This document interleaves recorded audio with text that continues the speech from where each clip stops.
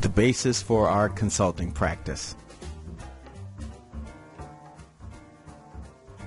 No matter where you go in life, no matter what you do, no matter whether it is a business or a personal nature, the satisfaction we receive or the dissatisfaction we encounter is a derivative of expectations.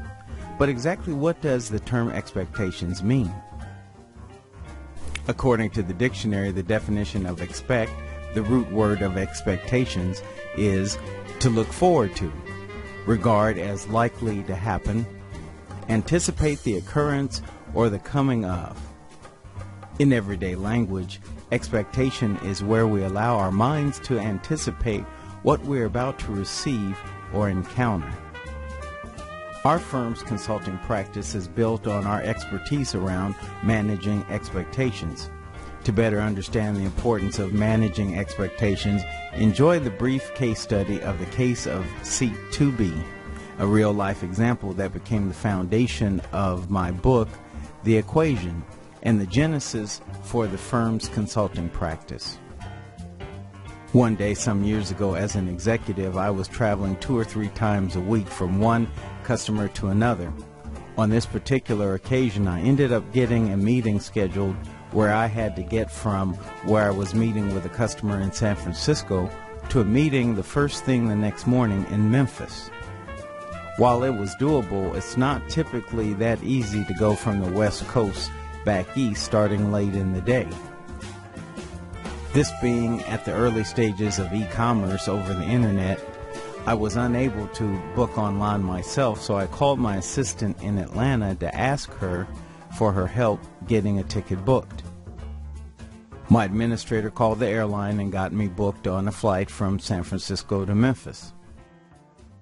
I jumped in the cab for the airport and got one more call in to my assistant. My assistant told me the following: "You're booked on Northwest Flight 272, San Francisco to Memphis." I gave the reservationist your elite status frequent flyer number. I asked for your aisle seat, and the reservationist gave me Seat 2B.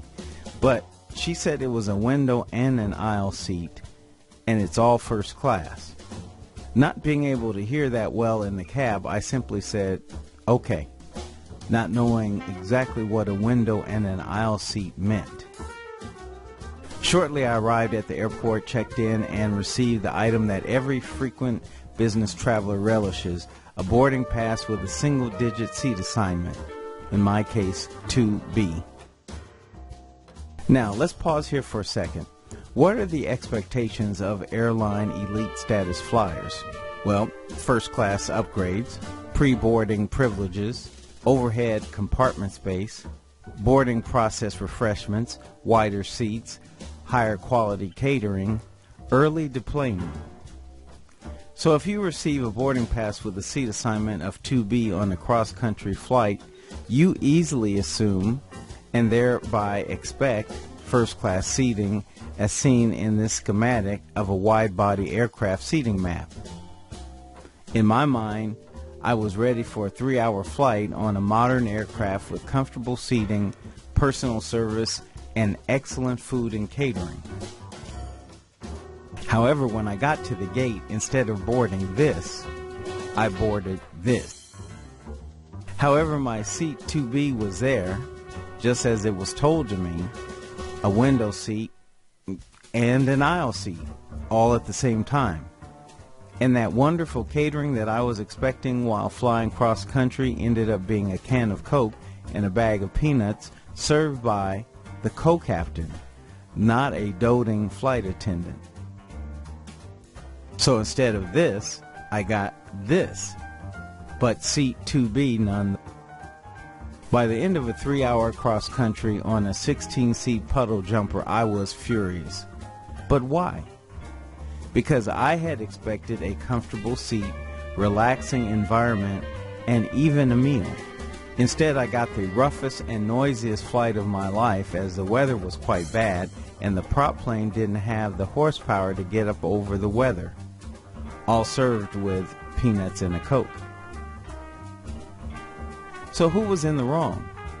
Was I, the customer, wrong for being disgruntled with the service that I received? Was the airline, the service provider, wrong for changing equipment to better fit the financials of the amount of tickets purchased for that flight? The answer to the above questions depends on what was the contractual agreement between myself, the customer, and the airline, the service provider, from which expectations should be set.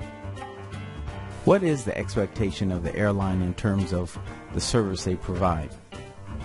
In the old days, the above was printed on back of the hard copy ticket that you held in your hand, but now in the days of e-tickets, you find the contract of carriage on the counter at the airport or on the airline's website somewhere. There is a lot of legalese in the contract of carriage, but in short it says, our job is to get you from point A to point B safely.